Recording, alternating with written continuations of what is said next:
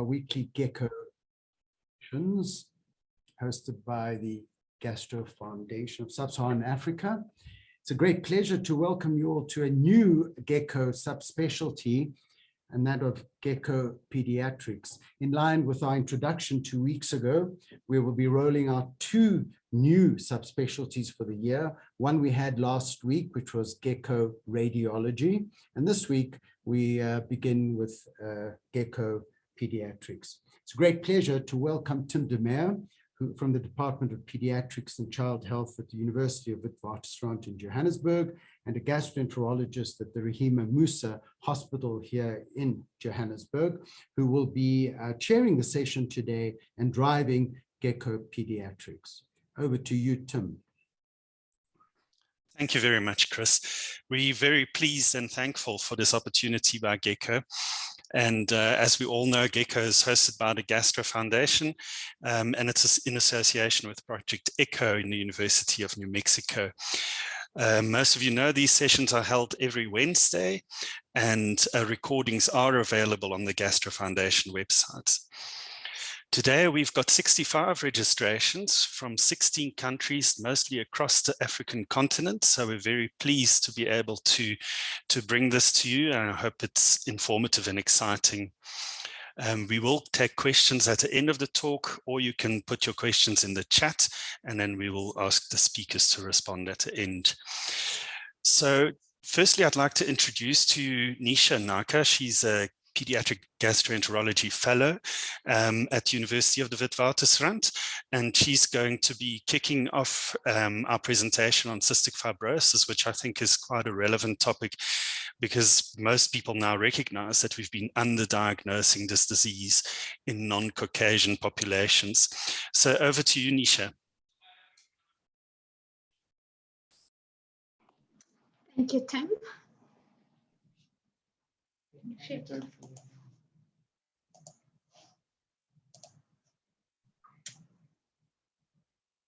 Okay, so thank you, Tim, and thank you, Gecko, for the opportunity to present on this platform. Today we will be talking about cystic fibrosis and specifically the GIT and hepatobiliary manifestations. So a case presentation before we start is baby KM, who is a 16-month-old female infant who was known HIV positive, who had a birth PCR, based on a birth PCR, and the viral load at diagnosis was 73,520. She wasn't, yes. Sorry, you're not sharing at the moment. Oh, sorry. Let me try that again. A second.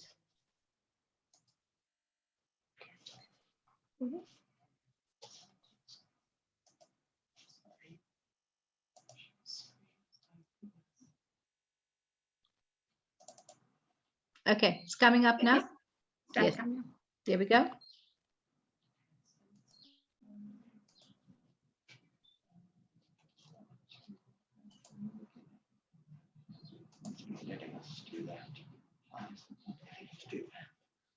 Sorry, we're just trying to share this in slideshow mode. I'm going to try this one more time. Apologies, it was working before.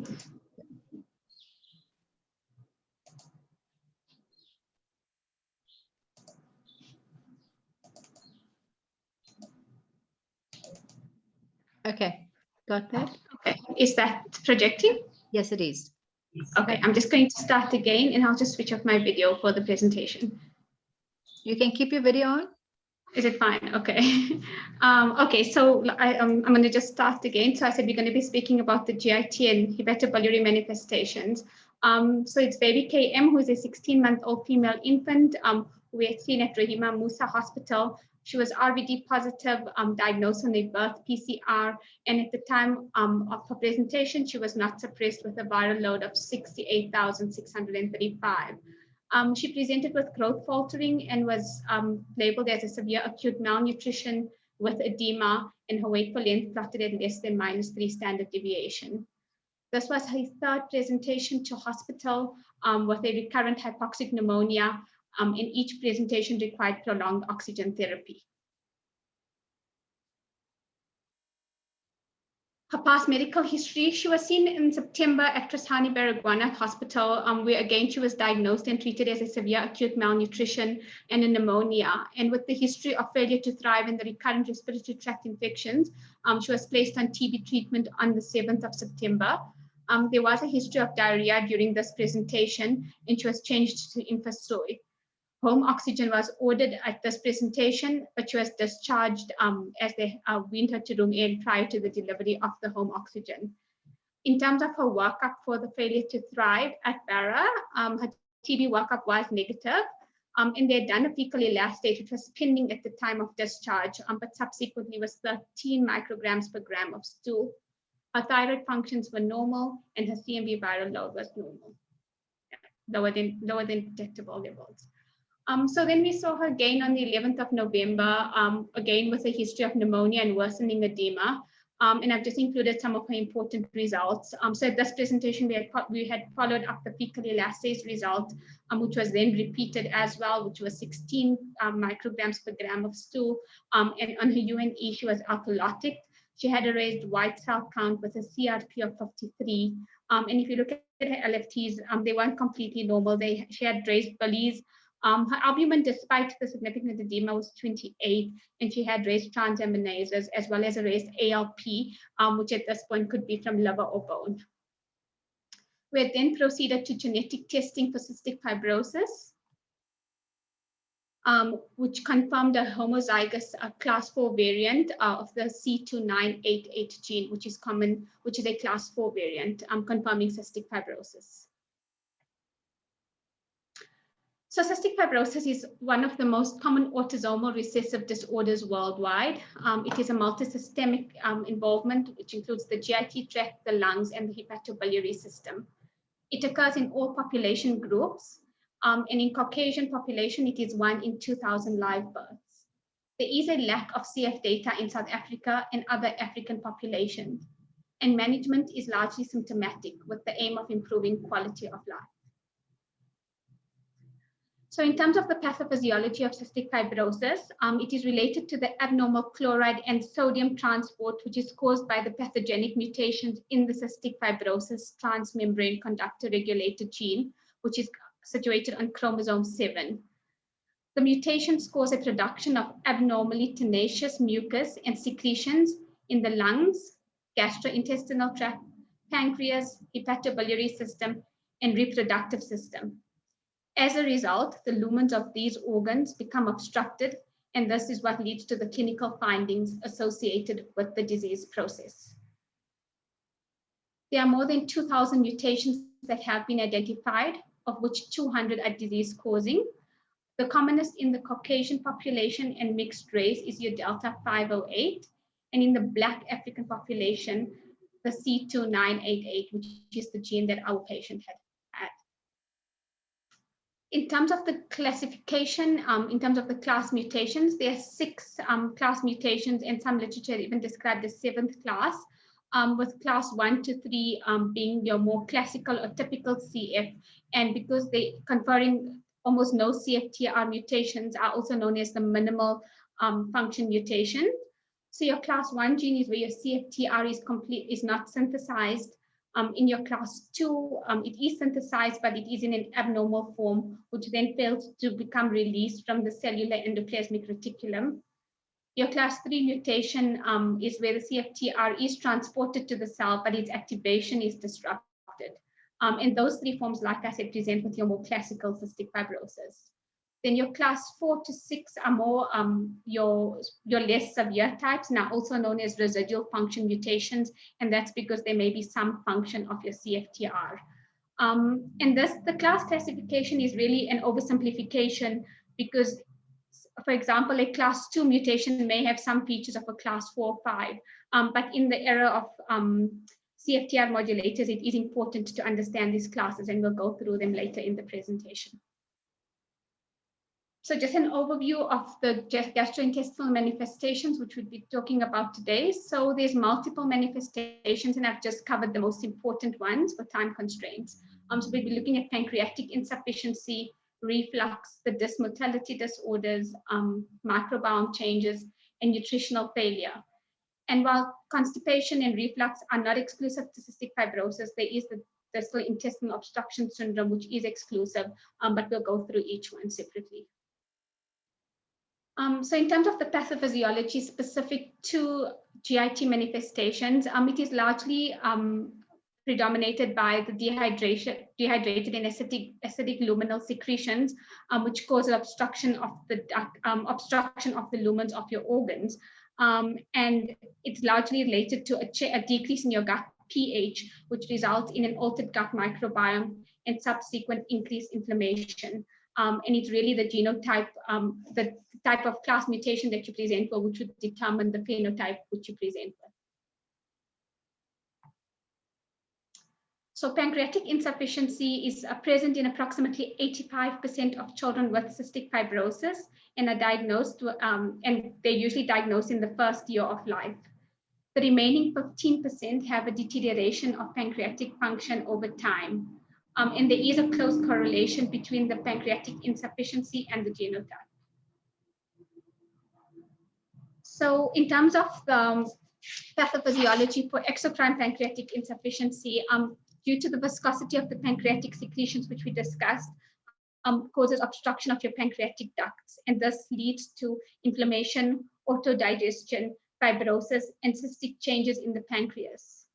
Once pancreatic function drops to less than 2 to 10%, then you have reduced function of your lipase, protease, and amylase enzymatic function, which subsequently leads to malabsorption of your fat, protein, and carbohydrates. The symptoms are largely based on the fat malnutrition, and they often present with steatorrhea. But just to remember that this is really a late sign, as steatorrhea is usually present once your pancreatic function drops to less than 5 to 10%. And usually a drop in fecal elastase precedes the steatorrhea. They may present with abdominal distension and flatulence, vitamin deficiencies, specifically your vitamins A, D, E, and K, which are your fat-soluble vitamins, and coagulation abnormalities. And the coagulation abnormality is largely because of your vitamin K deficiency, but also due to your altered gut microbiome. In terms of the diagnosis, so the gold standard is a 72-hour fecal fat, and this is an indirect measure of your lipase enzyme activity. And it is highly sensitive, although it is very difficult to obtain. And in a practical setting, we usually don't do a 72-hour fecal fat due to limitations of access. So fecal elastase is the study that we use, is the investigation that we use practically. And elastase is an enzyme that is produced by the pancreas, and it gets secreted into the duodenum. It is quite stable in transport, and it is very sensitive and specific. Just to note that it does have limitations, and if it's watery stool as well as severe nutritional depletion may give you a false negative result. A value of less than 200 micrograms per gram of stool is diagnostic of pancreatic insufficiency. It's also important to note that fecal elastase can be used for a pancreatic exocrine function even when a patient is on pancreatic enzyme replacement therapy.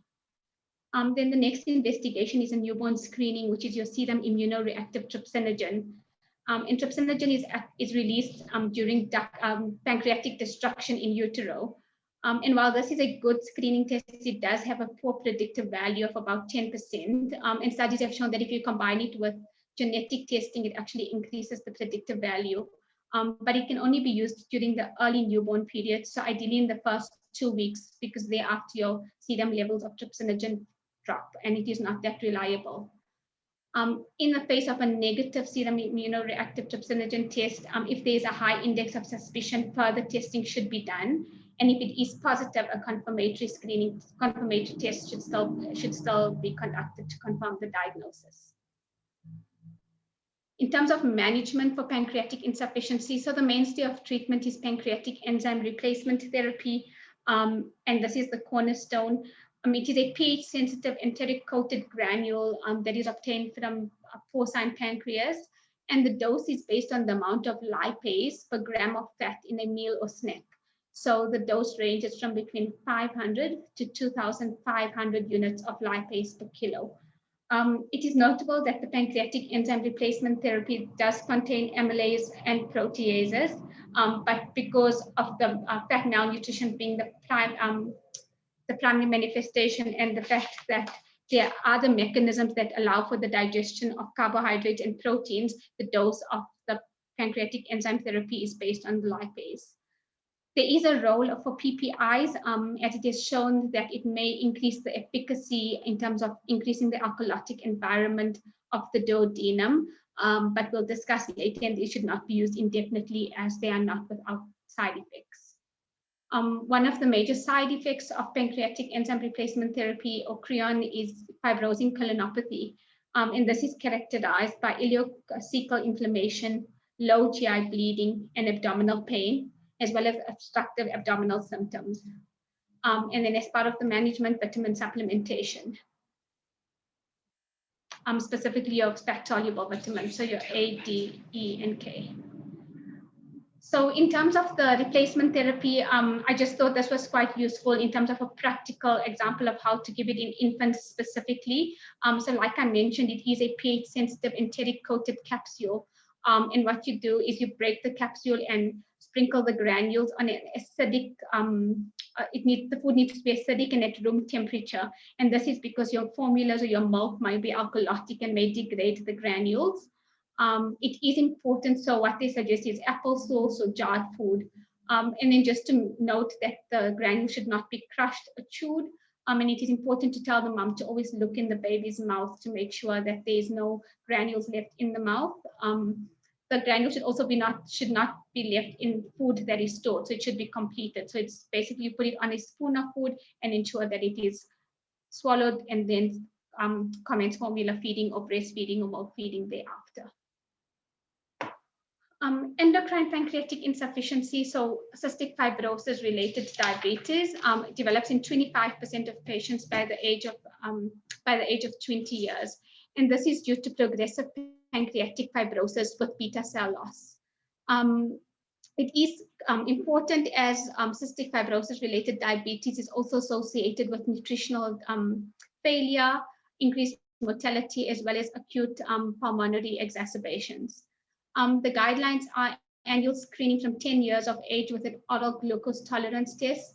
And just to note that an HbA1c in cystic fibrosis related diabetes is not sensitive. Risk factors for the development of diabetes and cystic fibrosis include pancreatic insufficiency, female, advancing age, and the Fibro8 delta genotype. Recurrent pancreatitis. So CF is a cause of recurrent pancreatitis, and in childhood or adulthood mirrors the pancreatic destruction that is seen in utero with the more severe genotypes.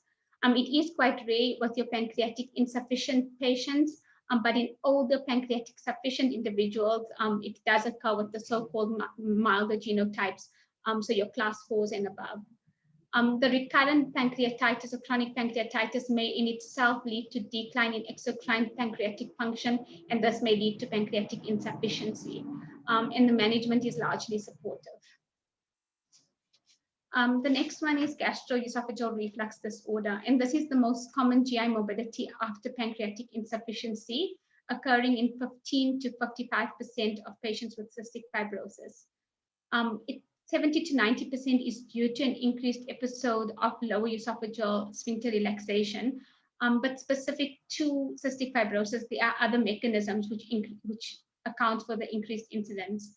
And this is due to your pulmonary manifestations, which results in increased abdominal pressure associated with your wheezing and hyperinflation, as well as the chronic cough from your pulmonary manifestation.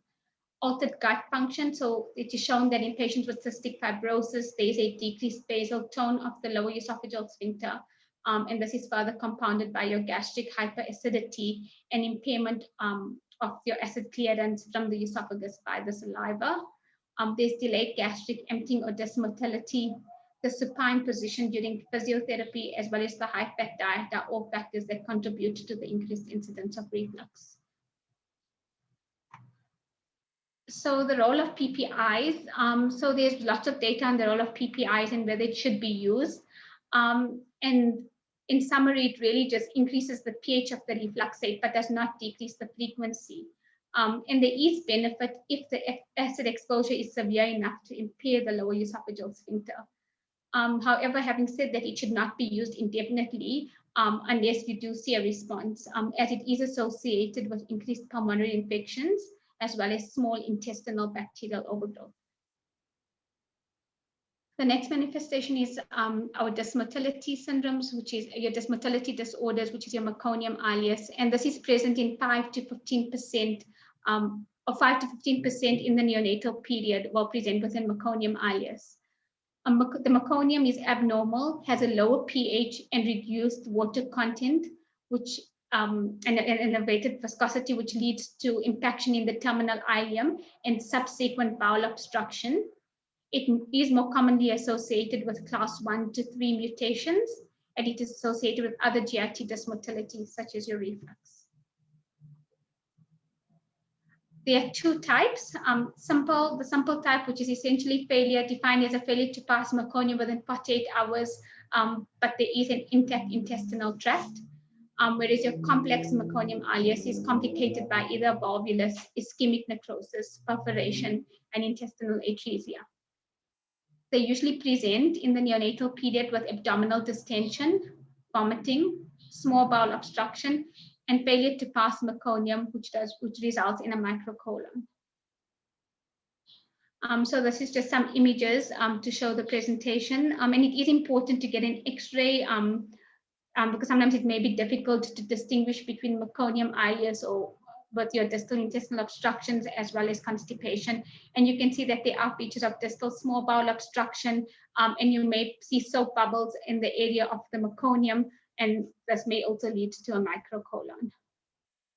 So in terms of management, you should advocate for medical management, and this is to avoid adhesions as well as future episodes of distal intestinal obstructive syndrome. The management again is largely supportive and involves intravenous fluids as well as nasogastric decompression. The gastrographin enema is used for diagnosis, but is also therapeutic. So the theory is that the hyperosmolarity of the enema breaks down the meconium, and it should be done under fluoroscopy guidance. And this usually has a 30 to 80% success. And then if the above is not successful, then you would need a surgical consult, and they usually may end up with a stoma. So distal intestinal obstruction syndrome is again ileocecal bowel obstruction, but this is after the neonatal period, and it occurs in older adolescents with a usually 10 to 15% incidence. In terms of the definition, so it's divided into either complete obstruction or partial obstruction. And your complete obstruction is evidenced by features of small bowel obstruction, so bullous vomiting of air fluid levels on your abdominal X-ray. They'll have a fecal mass in the ileocecum, as well as abdominal pain or distension. And with the partial obstruction, you may not have your features of intestinal obstruction, so just the fecal mass and the abdominal pain or distension. Again, the pathophysiology is related to the abnormal gut mucus production, which makes the intestinal contents more adherent to the intestinal walls, delayed transport, as well as intestinal inflammation. Risk factors, so the most important risk factor is either a history of a Meconium Alias or a previous distal intestinal syndrome, obstruction syndrome, dehydration, poorly controlled fat malabsorption, and cystic fibrosis related diabetes. Management is largely at preventing constipation, so that'll be prevention, but at the time of the obstruction, so stool softeners, and we usually suggest a non-stimulant laxative, so your polyethylene glycol, and sometimes you may require large volumes of 20 to 40 moles per kilo per hour via NGT until the effluent is clear. Oral rehydration solution, as well as enemas, the gastrographin enema, which again is both diagnostic and therapeutic. If medical management fails, then we should advocate for procedures which avoid ileocecal resection, such as a bowel washout via enterostomy or laparotomy. Differential diagnosis. So this can be quite challenging to diagnose, especially because some of the symptoms that they present with is non-specific, and things that we do need to consider is intermittent intussusception, ileal Crohn's disease, and appendicitis. And in terms of appendicitis, there is a bit of controversial or mixed data that I've read, but some places say that it's actually more common in cystic fibrosis, while other studies have shown that it's only 1 to 2% in patients with cystic fibrosis versus 7% in non-CF patients. And the theory behind this is that they're usually on chronic or antibiotics that may lower the risk of appendicitis. So just differential diagnosis, if you have a patient with cystic fibrosis presenting with right lower quadrant pain, is to think of obstruction syndromes, but also intussusception, appendicitis, constipation, Crohn's disease, kidney stones, or gynecologic or testicular processes. So small intestinal bacterial overgrowth occurs in 30 to 40% of CF patients, and it is usually multifactorial, again, based on the altered pH levels, reduced intestinal motility, the thick adherent mucus to the intestinal walls, as well as altered intestinal structural pathology. The presentation again is non-specific, and they may present with bile acid diarrhea, abdominal pain, bloating, fat malabsorption, and nutrient deficiencies. And the diagnosis is often challenging, and it is usually based on a high index of suspicion. There is a role for endoscopy and biopsy, as well as hydrogen breath tests, but this is often difficult to interpret. The treatment is challenging, and the aim is to eliminate overgrowth and replace nutrients. And there is a role if there's confirmatory test or high index of suspicion. The most commonly used antibiotic is metronidazole, but there is a role for rifaximin and augmentin. And usually these kids are on augmentin for their pulmonary exacerbations, and the theory is that it may increase motility. If it is troublesome, then there is a role for 2-week cycles of antibiotics, so 2 weeks on and 2 weeks off, and this is to prevent antibiotic resistance, as well as a use for laxatives. But the treatment for this is largely extrapolated from management of chronic diarrhea, and there really is no definitive algorithm or protocol that we have. So nutritional failure is the last manifestation that I'm going to speak about, and this is really just a topic on its own. So this is a summary and really not an extensive talk on nutritional failure, because I think that is a topic on its own in cystic fibrosis. The nutritional failure in cystic fibrosis is multifactorial. So it's related to your pancreatic insufficiency and your bile acid malabsorption, which is also in fat-soluble malabsorption of your fat-soluble vitamins, as well as your fat, protein, and carbohydrate malabsorption. Then there's progressive pulmonary infections, which leads to an increased work of breathing, reduced appetite, and increased need for calories from chronic catabolism, as well as chronic inflammation. Your cystic fibrosis-related diabetes, your bacterial overgrowth, and your GIT dysmotility are all contributors to nutritional failure. And this again is just a differential of stunting and cystic fibrosis, so chronic inflammation, zinc deficiency, sodium deficiency, essential fatty acids, if there's undiagnosed celiac disease or undiagnosed Crohn's disease. In terms of management, these patients need close monitoring, and initially they need monthly reviews to assess their growth and nutrition. And once we've reached an adequate BMI, then we can follow them up every 3 monthly. They require an increased caloric intake of 110 to 200% of their normal requirement. And the aim is to for a BMI above the 50th centile. We often use a MOAC as if they may have ascites or hepatosplenomegaly. It may not be an accurate representation, so then we often use the mid-upper arm circumference as a measure of the nutritional status. Then there's pancreatic enzyme replacement therapy and your vitamin supplementation, which we've spoken about. And there are guidelines that recommend zinc supplementation if you are less than 2 years and are not growing well, as well as iron supplementation if you are deficient. So just in terms of a summary for important practice points from GIT regarding GIT manifestations, it is multifactorial and it does require a multidisciplinary team approach.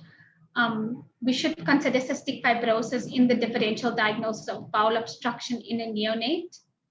We need to carefully monitor their growth and nutrition. Severe abdominal symptoms, if they present with severe abdominal symptoms, then we need to think of obstructive syndromes. And PPIs may aid in the action of your pancreatic enzyme replacement therapy and reflux, but remember they do have side effects and they may worsen your pulmonary exacerbation. So we need to assess if there is a response to your PPIs. And we should consider cystic fibrosis as a cause of recurrent pancreatitis. I'm going to hand over to Sarah, who will be presenting the hepatobiliary manifestations. Thank you very much, Nisha. I better introduce Sarah as well. Just a reminder to everyone that you can post questions in the chat and we will address them after part 2 of the talk. So up next is Sarah Berkenfeld. She's employed by the Wits Donald Gordon Medical Center in the liver transplant team, and she's also a pediatric gastroenterology fellow. Thank you for sharing with us, and over to you, Sarah. Thank you for having me. Thanks for the introduction, Tim, and thanks to Gecko for having us and including us in your lineup. I'm going to discuss hepatobiliary disease and cystic fibrosis, and thank you to Nisha for a really excellent presentation on the gastrointestinal manifestations. I hope I can do some justice to her presentation too. Just as we said, Nisha discussed the gastrointestinal tract and complications that occur there. I just want to focus a little bit more on the liver. We're going to talk a bit about the definition of cystic fibrosis liver disease, the epidemiology, some pathophysiology, diagnostics and treatment, and some nice, interesting kind of new era treatment that's on the horizon.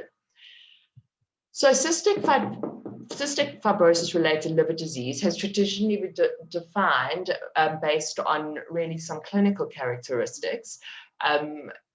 We want to look for the presence of at least 2 of the following: so hepatomegaly, abnormalities in liver biochemistry, and then characteristic abnormalities on liver ultrasound, and then a liver or a liver biopsy that shows certain pathognomonic features.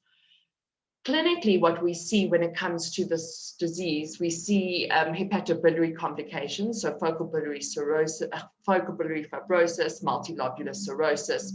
We get a micro gallbladder, large duct biliary strictures. You can see gallbladder dyskinesia as well as cholelithiasis. We see an obliterative portal venopathy that usually occurs in an older age group. We can see steatosis, which has multiple contributing factors. And then the liver can be affected, like so often, secondary to treatment that cystic fibrosis patients are receiving: malnutrition, infection, diabetes, as well as hepatic congestion secondary to cor pulmonale and their primary pulmonary dysfunction. So despite the fact that we don't often, well, at least in pediatrics, we don't often see a lot of liver disease in cystic fibrosis patients, especially not as they're presenting complaint. The modern era of progressive treatments for cystic fibrosis has now allowed us to see more and more liver disease and more liver complications. So it does in fact affect 30% of cystic fibrosis patients. And quite interestingly, in the pre-modern era, when we looked at autopsy findings, we found focal biliary cirrhosis and fibrosis in up to 20% of 1-year-olds, which these are children whose liver pathology was never diagnosed.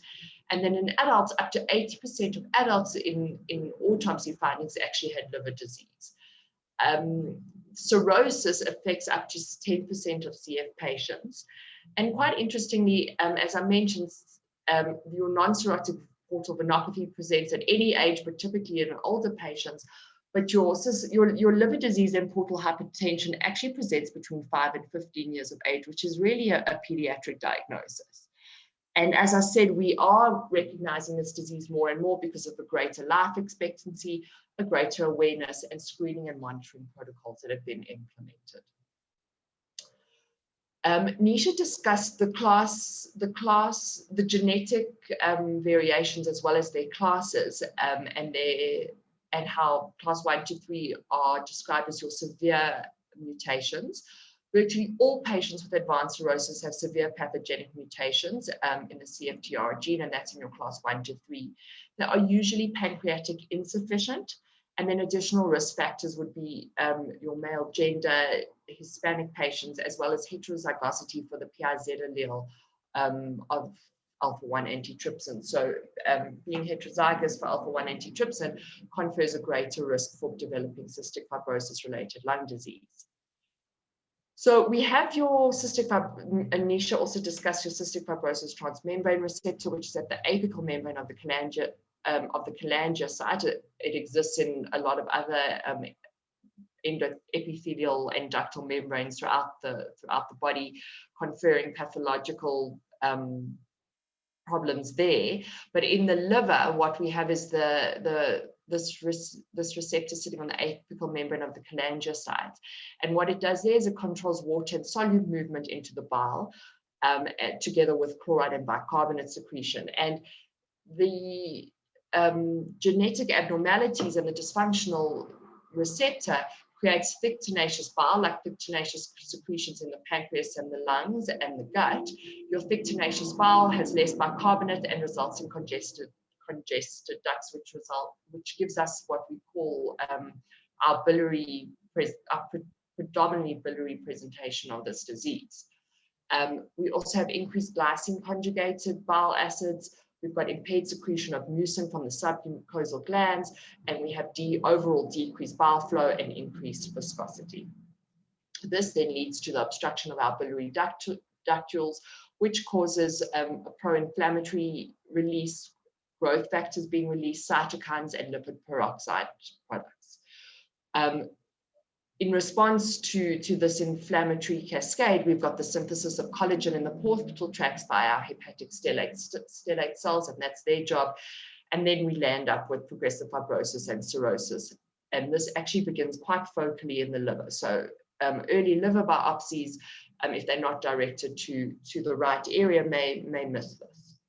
And this is just a graphic representation of this, where your effective cystic fibrosis transmembrane receptor results in your abnormal bile viscosity, abnormal bile flow, and then your increased bile precipitation with biliary obstruction, and your focal periportal inflammation and biliary cirrhosis. And just again to mention the genetic predisposition with your heterozygosity for the Paeds allele and other environmental contributing factors. They also talk about your gut microbiome, just like in hepatic steatosis, the gut microbiome contributes to the development of steatosis. In this case, in cystic fibrosis-related liver disease, your altered gut microbiome is also contributory. So you've got your thick mucus in your gut. We've got intestinal dysmotility that Nisha discussed. Low intestinal pH was also discussed in bacterial overgrowth, impaired bacterial killing, as well as repeated antibiotic exposure. That results in increased intestinal permeability, intestinal mucosal inflammation, and an altered gut microbiome, which contributes to the development of liver disease in its relationship to your intrahepatic circulation. Other patterns of liver disease that we see neonatal cholestasis, hepatic congestion, hepatic steatosis, which I've briefly mentioned, and microgallbladder. In neonatal cholestasis, we get inspissated eosinophilic secretions in our portal bile ducts, together with Meconium Alias and parenteral nutrition, and that results in blocked bile ducts and neonatal cholestasis. The hepatic congestion we see can be secondary to cor pulmonale, which I mentioned, as well as hepatic steatosis, so malnutrition, essential fatty acid deficiencies, dietary factors, ethanol intake, and elevated cytokines, as well as the genetic defect itself, contributes to hepatic steatosis. Microgallbladder does occur, however, the pathogenesis of this occurrence is actually unknown. Sorry. So abnormalities in the hepatobiliary system occur in patients, as I said, with severe mutations. These are the mutations that result in CFTR, or the cystic fibrosis transmembrane receptors with impaired synthesis, impaired modification, and impaired regulation of the receptor. They talk about the severe cystic fibrosis phenotype, and that includes your cystic fibrosis liver disease, Meconium Alias, and an exocrine pancreatic insufficiency. It's quite difficult at this stage to predict your genotype-phenotype correlation, but the history of Meconium Alias increases the risk of cystic fibrosis liver disease by up to 5 times. And I'm not going to go through the class mutations as we discussed this with Nisha. The cystic fibrosis liver disease is typically a slow and progressive clinical course, and most cases have the liver-related symptoms are absent until the development of cirrhosis and portal hypertension. So the implementation of screening protocols is an attempt to alleviate or at least diagnose this condition prior to the development of cirrhosis and portal hypertension. And as I said previously, most clinically significant pathology develops before adolescence. We see patients with asymptomatic elevation of liver enzymes. They can have hepatomegaly, they can have hepatic steatosis, focal biliary cirrhosis, multilobular biliary cirrhosis, neonatal cholestasis, cholelithiasis, and microgallbladder. When it comes to neonatal cholestasis, the thickening of acidophilic secretions in intrahepatic bile ducts occur together with discolored stool.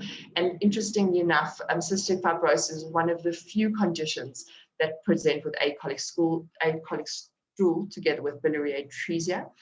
The liver disease may actually resolve, or it may progress to fibrosis.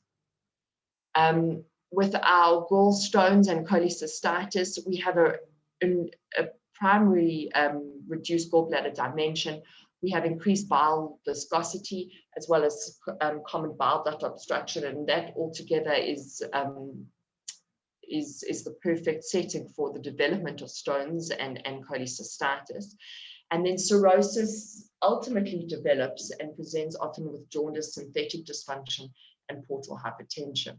And we could, cirrhosis is a whole talk on its own, but I'm just going to kind of leave it at that.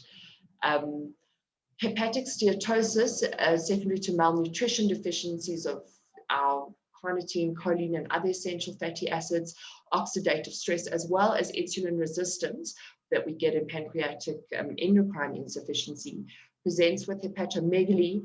On ultrasound, we can see hyperechogenic livers and elevated transaminases. And the treatment for this condition is to focus on supplementing your fat-soluble vitamins, particularly vitamin E, as well as nutrition and optimizing nutrition, decreasing alcohol intake. Unfortunately, there's no gold standard for diagnosing cystic fibrosis liver disease. And as I mentioned, it's the histological criteria of focal biliary or multilobular cirrhosis, or 2 or more of your hepatomegaly, which is 2 centimeters below your costal margin, and or splenomegaly, your abnormal chemistry, so ALT, AST, or gamma GT more than 1.2 to 2 times the upper limit of normal, and this is over a 6-month period, and not to forget to exclude your other causes of liver disease. And then other ultrasound features of liver disease is a heterogenic echogenicity, irregular liver age, and splenomegaly in portal hypertension. And annual screening is suggested to try and pick up this disease earlier in its course.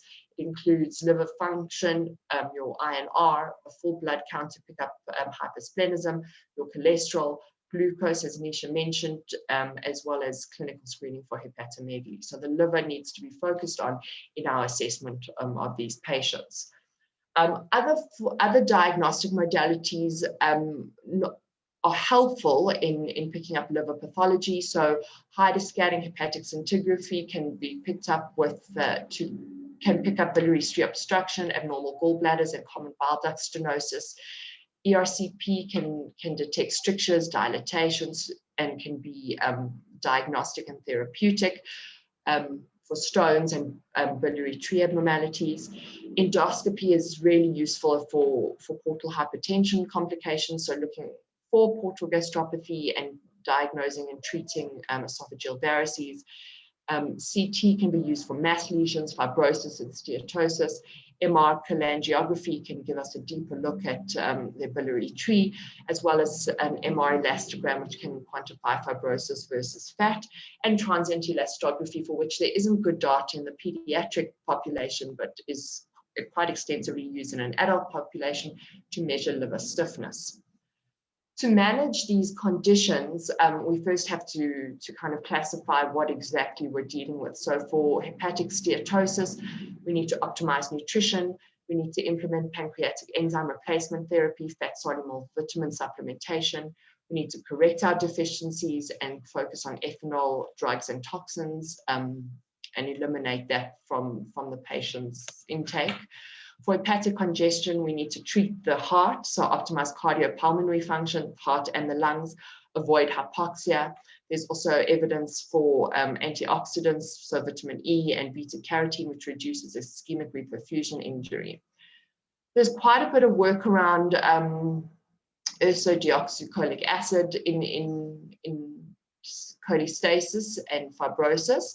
We need to manage portal hypertension. We need to supplement fat-soluble vitamins for, not just in the sense that they're not absorbed in cystic fibrosis, but also cirrhotic and cholestatic patients further compound these deficiencies. Nutritional therapy is always focused on, especially in children with liver cirrhosis, and liver transplant is definitely an option for end-stage cirrhosis. So ursotan, ursodeoxycholic acid, ursofolk, is recommended in cystic fibrosis with hepatobiliary pathology. What it does is it actually displaces toxic bile salts from the enterohepatic circulation. It has a stabilizing, apology for the typo there, stabilizing effect on cell membranes exposed to toxic bile acids. It also stimulates calcium-activated chloride channels. It has immunoregulatory properties. It's choloretic and cholagogic, and it reduces the lithogenicity of bile, prevents bacterial translocation and endotoxemia, and the long-term treatment can delay the progression of cirrhosis and may reverse existing focal biliary cirrhosis. So there is quite a bit of literature on this in liver on liver disease in cystic fibrosis, and we tend to use the higher dose, so 20 milligrams per kilo per day of ursodeoxycholic acid. Liver transplantation is indicated for advanced liver disease, decompensated liver failure, and is in fact the treatment of choice. Its indications are relatively similar to other indications for transplant in other causes of liver cirrhosis, so portal hypertension with intractable variceal bleeding, ascites, hypersplenism, evidence of synthetic dysfunction, which is contributing to higher PALD or MELD scores, portopulmonary hypertension, and hepatopulmonary syndrome. And then, of course, our talk would not be complete if we were to mention newer therapies like the cystic fibrosis transmembrane modulator therapy. And so, as Nisha mentioned, this is quite important. It's quite important before considering this therapy to actually know your genetic mutations, because the modulator therapy actually targets specific protein functions related to the genetic mutations themselves. So they directly target the transmembrane receptor and partly restore altered function. They are in fact approved by the US Food and Drug Administration for specific CF mutations, but we must know the genetic mutations. They talk about potentiators and correctors, and these are the ones that are readily available to patients. Potentiators keep the transmembrane receptor channel open so that chloride transport is ensured, and correctors ensure the correct protein folding so that the transmembrane receptor is able to traffic to the cell surface and remain there longer. They also talk about stabilizers, amplifiers, and read-through agents, which are supplementary modulators that will supplement the potentiators and the correctors in their function. The three first-generation modulators were ivacaftor, lumacaftor, and tezacaftor. Ivacaftor was, and I don't want to get, I'm just going to check the time, I don't want to speak too much about them, but they do need mention. So ivacaftor is a potentiator working on your class 3 and 4 mutations to try and mitigate the gating, residual function, and splice and conduction mutations. Then what happened is the newer Luma factor got combined with ivacaftor, and that was to treat your homozygous delta F508 mutation, and that's a protein processing mutation, and that showed a small to modest effect on improvement of FEV1 and reduction of pulmonary exacerbations. And then your tezacaftor is a corrector, which in combination with ivacaftor, also for patients with at least one delta F508 mutation. And the tezacaftor has got less side effects and drug interactions than the lumacaftor and ivacaftor. The most recent, so as I said, we cannot target the frequent mutations, and efficacy is limited in these first generation drugs. However, the newer modulator therapy is the Trikafta, and that's an ivacaftor, tezacaftor, and the newer elixacaftor that is combined together. Your elixacaftor is a CFTR corrector, and it corrects an additional defect in the formation of the delta F508 deletion protein. It was approved by the FDA in October 2019, and it's for use in patients with at least one mutation. So whether you're heterozygous or homozygous for the delta F508 deletion, it shows a high efficacy, and it's actually estimated to be able to treat up to 90% of the CF population. So this shows a very real treatment option for very many patients, and it may be able to change the face of cystic fibrosis in the future. The literature or the evidence shows that after 4 weeks of treatment in delta F508 homozygous patients, FEV1 increased by 10% of predicted, questionnaire scores improved by 17.4 points, and sweat chloride decreased by 45 millimoles per liter. So quite real and tangible outcomes with this therapy. The therapeutic potential in cystic fibrosis, liver disease, there is theoretic benefit. However, one must remember that there isn't extensive literature or evidence for this. They do also cause underlying hepatotoxicity, so there can be elevation in your enzymes up to 8 times. And the limitations is that as much as there's good correlation between your genetic defect and other presentations or other phenotypic presentations in cystic fibrosis, there's no clear association of cystic fibrosis liver disease with genetic mutations. There's no unified definition of cystic fibrosis liver disease based on pathophysiology, and the therapeutic response to cystic fibrosis transmembrane receptor modulators actually seems unpredictable. There is a future for these drugs, but especially in our setting, the limiting factor is their cost. At the moment, they cost up to 150,000 to 250,000 euros per year, and in our setting, this at this point in time seems quite unaffordable. We must always remember that the future of medicine is personalized medicine and gene therapy, and that's most certainly in the pipeline for cystic fibrosis.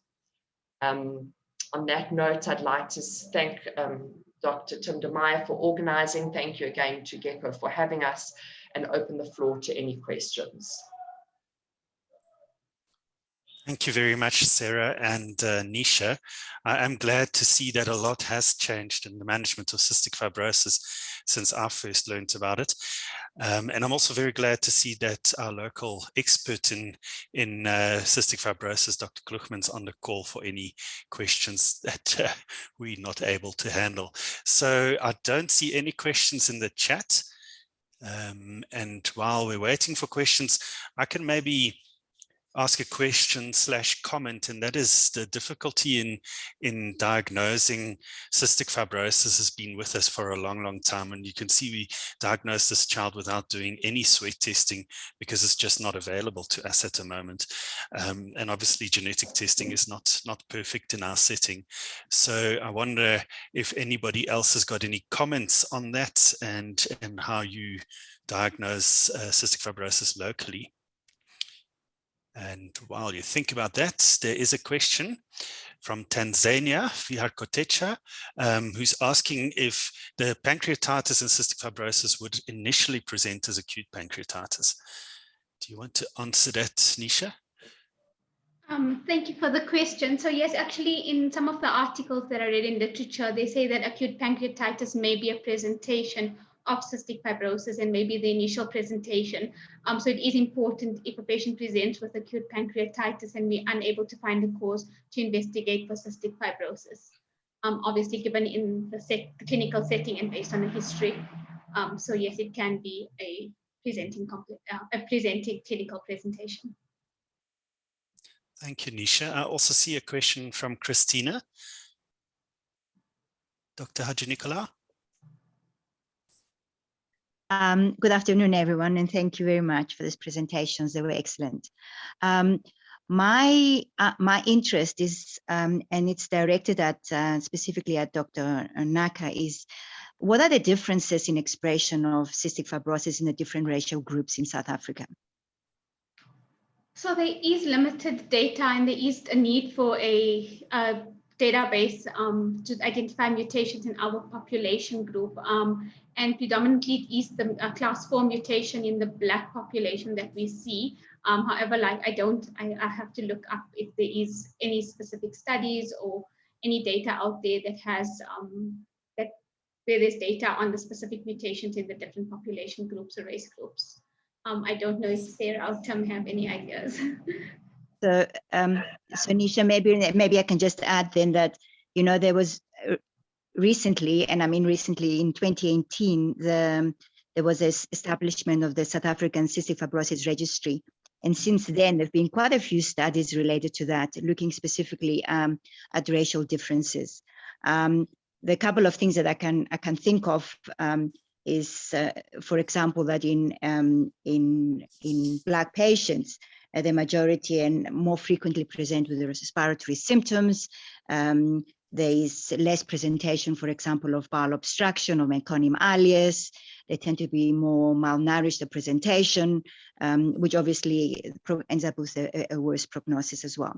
So there are specific articles which I can obviously supply, so you can have a look as well. And that is primarily because of this recent registry. And in view of that recent registry and related to what Tim was asking about the difficulty in diagnosing, I don't think we're actually missing these cases. I think if you look specifically at the registry, which by the end, I mean, the specific articles in 2020 and 2021 that relate to the registry. But looking at the registry, there were like 70% Caucasian, 19% of mixed descent, and 9% of Black South Africans. So it is rare in our population, in the Black population, sorry. And that's all the comments I wanted to make about that. Thank you. Thank you, Christina. Dr. Kluchman. Hi, can you hear me? Yeah. We can hear you. Okay, thanks both of you for excellent presentations. In terms of the presentation of our Black patients, I think that we are missing a lot because I think that people are still investigating every Black child who coughs and has failure to thrive for HIV and TB. And it's actually it's an end diagnosis to look for cystic fibrosis. Our first one who ever presented, our first Black baby child who ever presented with CF was a child who came in with kwashiorkor several years ago, many years ago. And it was only right at the end when we took a really good dietary history that we realized that her diet was not deficient and there was something else that was going on. We have quite a few patients at our clinic who have presented with prolonged jaundice. We have several who've presented with Meconium Alias, and then there are those who present with severe failure to thrive, and only later on they tend to present with respiratory complications. So the multiracial babies, or the non-Caucasian kids, whether they're Indian, mixed race, or Black children, have presented early, but differently than with respiratory manifestations. We've had quite a few who've presented with kwashiorkor, and as I said, several with Meconium Alias and prolonged neonatal jaundice. Thank you, Dr. Kluchman. Thanks for that insight. I see we have a last question, perhaps from Fihar Kotecha, follow-up questions about what happens when a child has atrophic pancreas and endocrine failure, and what next for a patient with chronic abdominal pain. I think that's a very difficult question, and the chronic pancreatitis with chronic abdominal pain is extremely difficult to mention. I know the guidelines sort of say try avoid opioids as much as possible and rather use neuromodulators. And then if you've got access, things like celiac plexus blocks, which most of us probably don't have access to. So yeah, that's a difficult question, and refer to your endocrinologist. I think if that is it, we have used up our full hour. So I would just interrupt. Sure, Chris. This increasing awareness and registries, and GECO is a very good forum in which to try and raise awareness, and also try and see what's happening not only in our country but in the rest of sub-Saharan Africa. And we've had very great success in adult gastroenterology in various subspecialties by forming some questionnaires and sending them out to all our colleagues in sub-Saharan Africa who belong to GECO, and in fact to GASA, which is really a virtual organization. And you might want to consider that as a medium of how to try and increase awareness, and also to get some data out on what's happening, not only in our country, but in the rest of sub-Saharan Africa. So you might want to consider that in future forums. And I'll just say something more. Yes. Sorry to interrupt. We've had a couple of patients where we only diagnose the index case when they've lost a few pregnancies and sometimes 2 or 3 babies. I can think of 2 Indian families where this has happened. So I think that we really need to raise awareness in our junior doctors that this is a multiracial disease and that they must always consider it. And also, if I may comment, at the moment, the clinic at Charlotte Makeke, I would say the majority of our patients are non-Caucasians. So the number of newly diagnosed patients, or the newly diagnosed ones have generally been non-Caucasians. Possibly the other patients are going to private clinics, but our clinic is heavily weighted towards non-Caucasians at the moment, with whom we're having lots of success, provided that they can get the nutritional input. And I mean, we've had all sorts of patients from squatter camps. We're really bad circumstances, but thank God we're doing well with them. Thanks, Dr. Kluchman. I think, Chris, you raise a very valuable point, and we need to push our advocacy harder and further, and hopefully this forum will allow us to set up more links across Africa. I look forward to that. So I think with that, it remains for me to thank the speakers. Thanks to Chris, thanks to ECHO in the University of New Mexico and the ECHO India team. Remember that there is a feedback form available. The link is provided in the chat, and that recordings are available on the Gastro Foundation website. Thank you to the Gastro Foundation, Cheryl, Karen, and as I said, Chris, and thank you for all the questions and the valuable input from our experts. And then lastly, thank you to the sponsors. I'm quite excited about next week. It's the GECO POCUS radiology session, and we're going to learn about point of care ultrasound for gastroenterologists. See you then. Bye. Thanks, Tim. Bye-bye.